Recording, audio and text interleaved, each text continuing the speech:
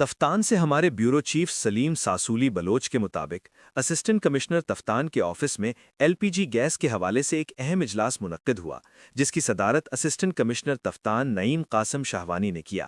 اس کے علاوہ میٹنگ میں تاجران، گیس ڈسٹریبیوٹرز اور علاقے کے معززین نے بھرپور شرکت کی۔ اجلاس میں باہمی مشاورت اور اتفاق رائے سے ایل پی جی گیس کے نرخ مقرر کیے گئے، جس کے مطابق تفتان میں فی کلو قیمت 410 روپے جبکہ نوکنڈی میں 420 روپے مقرر کی گئی۔ اس اقدام کو عوامی حلقوں کی جانب سے سراہا جا رہا ہے، کیونکہ اس سے غیر ضروری مہنگائی پر قابو پانے میں مدد ملے گی۔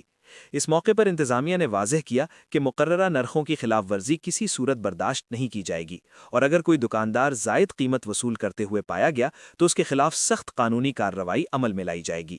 علاقہ مکینوں نے اس بروقت اقدام پر ضلعی انتظامیہ کا شکریہ ادا کرتے ہوئے امید ظاہر کی ہے کہ اس طرح کے اقدامات مستقبل میں بھی جاری رہیں گے تاکہ عوام کو ریلیف فراہم کیا جا سکے اور مارکیٹ میں شفافیت برقرار رہے۔